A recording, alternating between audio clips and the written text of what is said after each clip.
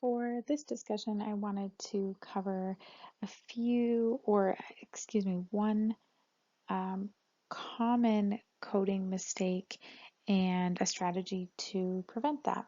And that mistake would be undercoding. The reason undercoding is an important topic to discuss is it's been documented that advanced practice clinicians in particular have been shown to undercode for outpatient visits. And CMS reported that in 2019 alone, over $1 billion in revenue um, reimbursement was lost due to undercoding for patient encounters. And not only is this important in the discussion of finances and provider reimbursement, but also it's important to consider that this undercoding actually distorts the the data as far as services required for care for the patient as well as healthcare trends. So when we're looking at our most commonly utilized codes for E&M services, these are going to be our level 3 and our level 4 codes. These are typically the two codes that a provider will go a little back and forth on as far as what the most appropriate code selection might be. With the new changes in 2021, you have a little more support to use time as your driver for which code you choose. That doesn't mean that all providers are using this practice, and that doesn't mean that it's always appropriate. And that, for instance, are times when perhaps a patient encounter is fairly quick in the office, but you are providing care for a patient and prescribing a high risk medication that perhaps would increase the level of service or level of medical decision making, thus increasing the level of service from perhaps a level 3 to a level 4 visit. And as far as why advanced practice clinicians undercode, there isn't any research that I could find that necessarily supports one reason or another, but there is a lot of anecdotal theories as to why a provider may undercode for a patient visit. The most popular reasons, one being fear of audits. Providers report they feel they have a lower risk of having charts audited or claims denied if they choose the lower level of service code, or like a 99213 versus a 99214 in the instance of an outpatient visit in primary care, for example. Additionally, fear of making fraudulent claims.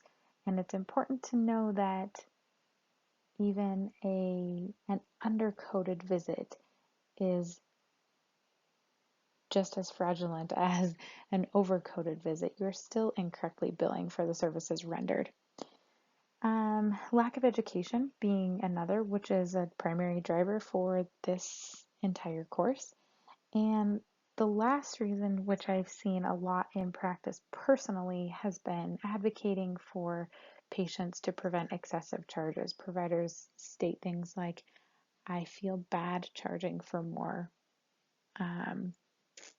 when I'm not sure if that's the right thing to do. So knowing that there is a way to prevent undercoding, or at least a practice you can utilize, might empower you to prevent undercoding in the future. This strategy, it has been termed a bottom-up strategy.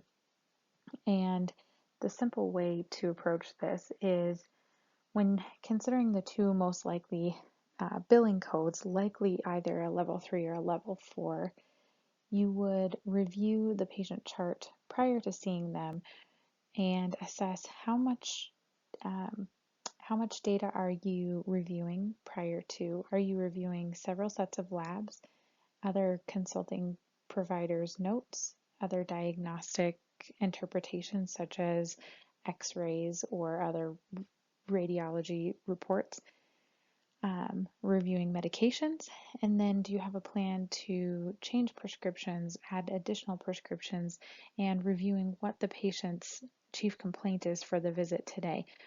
Making an assessment of all of that prior to even seeing the patient, you will have a better idea as to whether or not the medical decision making for that patient falls under a level 3 or a level 4.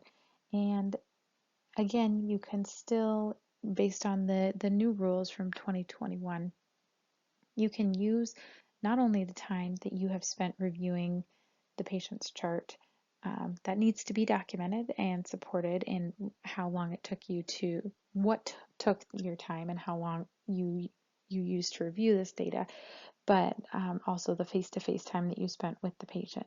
So you can still use that time when you need to, but there may be instances where your medical decision making level of service is in fact higher than the amount of time required for perhaps a level 4 visit. So keep in mind that you can use this strategy to um, hopefully think about your billing practices and assess prior to walking in that room just how much medical decision making is involved in this encounter.